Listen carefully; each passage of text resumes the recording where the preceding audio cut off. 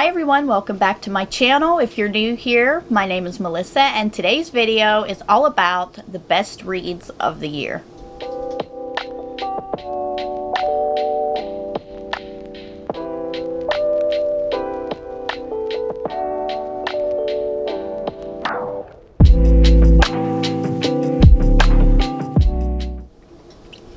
Alright, so it's been about 2 weeks since I've sat down and filmed a video, and it feels like it has been forever. I've been vlogging though, so hopefully you'll be seeing some of those soon.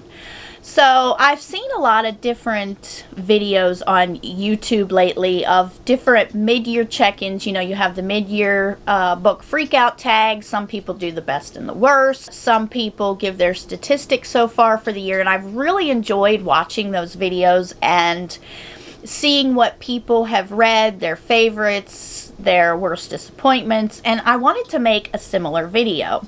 I feel like it's a fun way to document your reading in addition to any kind of journaling or planning that you might do to track your reading. I decided to share my best and worst, but upon looking back on my reading so far this year, I realized I haven't really had any worst books. I mean, sure, there have been some that weren't as enjoyable, but I can honestly say that there hasn't been a single book that I would categorize in the worst column. Here's to the best of the year so far. The first book that comes to mind that I have read this year, and it's one of the first ones I read, if not the first book of the year, and you've heard me talk about it multiple times, and that is The Shadow of the Gods by John Gwynne.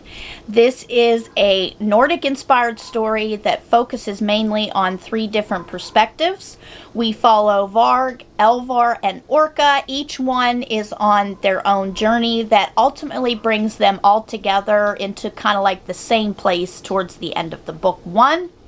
Varg is a runaway slave who ends up meeting up with the Bloodsworn and becomes a part of their warband. Elvar is part of the Battlegrim, which is another warband. She is a Jarl's daughter who joined the Battlegrim to kind of find some battle fame and find her own place. Aside from the fact of being a Jarl's daughter, she wanted to be more. Finally, we have Orca, who is a retired warrior who now has a husband and son.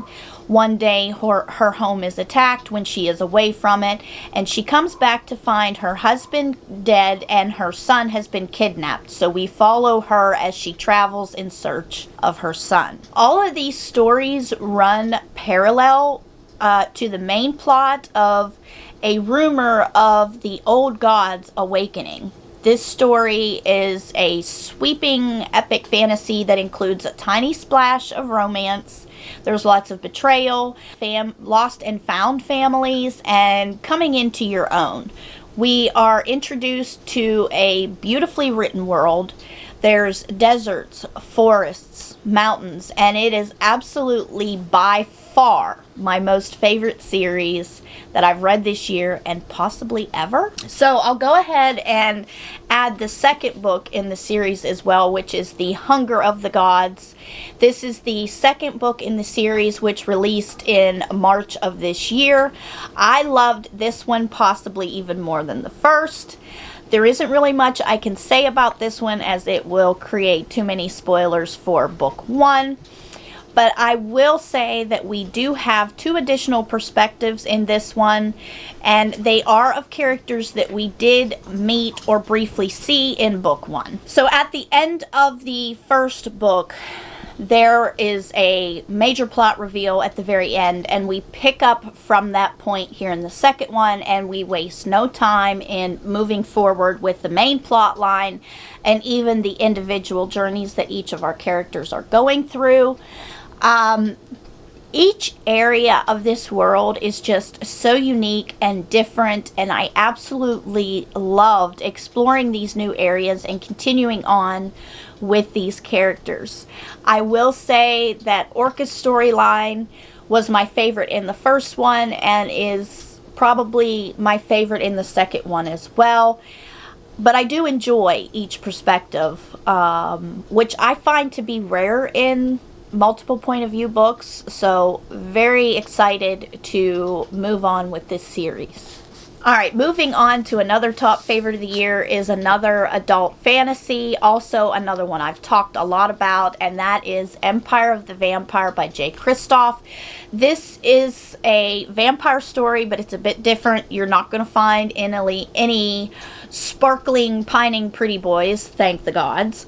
It is a dark, gritty book, and it's absolutely unique. It pays homage to the Anne Rice vampires that we all know and love. I absolutely adore how real this story feels. We follow Gabriel, who is a vampire hunter who in this book is called Silver Saints, and he was captured by vampires and he is made to tell his story while in captivity. So we learn how he became a Silver Saint, his training at San Michon, which is the fortress of kind of like the home base of the vampire hunters. We listen as he tells different stories of his life, finding love, fighting vampires. There's a couple wars that are discussed, and the people that he meets along the way, and each one has a specific part of his timeline. Gabriel as a character himself is very cynical, but he's also an emotional man who struggles with choices and different moments of his life that he's experienced. I absolutely adore this character. He is so multifaceted. He's realistic, he's real, he's not perfect in any way, and he is probably one of my favorite characters ever. He is very sarcastic and he's got a very snarky personality, which I love. I absolutely love this first book and I cannot wait to continue this series. Sadly, we don't have a release date yet for the second one, but I highly, highly recommend this book to anyone who loves vampire stories, especially ones that are dark. I will say, this book has some serious bite. So there's a lot of death, violence, torture. So make sure that you check out the trigger warnings before picking this one up. I will continue with a little more Kristoff by talking about my next favorites of the year. And this series is a YA series, and I think one of the main reasons why it left such an impression on me was the fact that it is a genre I haven't read a lot of. And also Kristoff's snarky and humor shines through in his writing on this one. And I am talking about the Aurora Cycle that he co-wrote with Amy Kaufman. Aurora Rising is the first book, Aurora Burning is the second, and the third one is Aurora's End, which I have yet to read. This is such a fun, fast-paced read.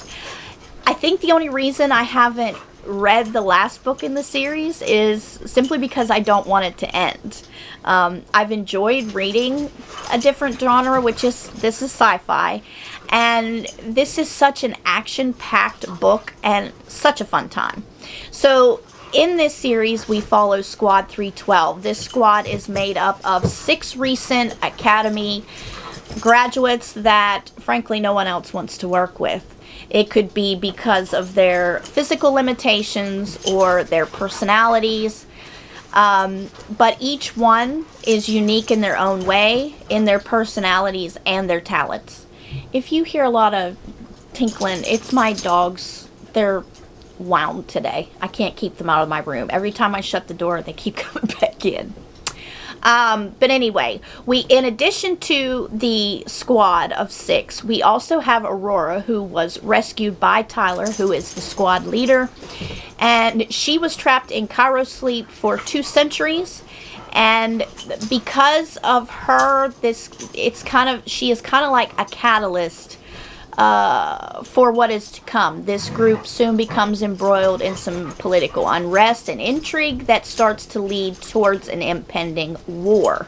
Hold on, I gotta get these dogs out of here. Again, this is a fast, action-packed read, and I highly recommend this series for any ages, especially if you are wanting to dip your toes into sci-fi. This is an easy place to start. Another surprising read that I absolutely loved is actually a nonfiction book, and that is Unmask, My Life Solving America's Cold Cases, and this is by Paul Holes. This is a memoir of Paul, who was a detective that ended up Finding the Golden State Killer. True crime is a genre that I enjoy. This is written in a unique perspective into that world. It gives insight to the investigative side in a very personable and relatable way.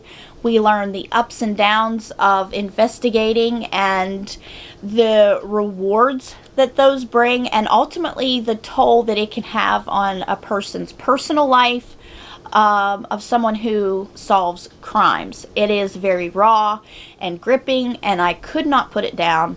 Anyone interested in true crime will be drawn into this, and I highly recommend it. Alright, so the last book on this list that I wanted to share is another one that is a genre I don't typically read. Another one you've heard me speak about, and that is the Book of Cold Cases by Simone St. James. This is pitched as a novel for any true crime lover that oozes with atmosphere, and it definitely did not disappoint.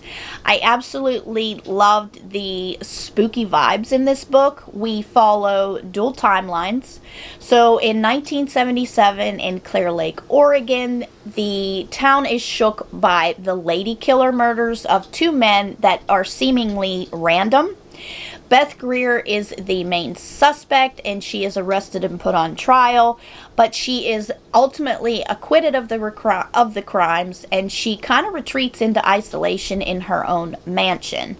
We are also following Shay Collins in 2017, who is a receptionist at a doctor's office by day, and she is a true crime blogger by night. And she meets Beth Greer by chance and asks her for an interview, not expecting any kind of result.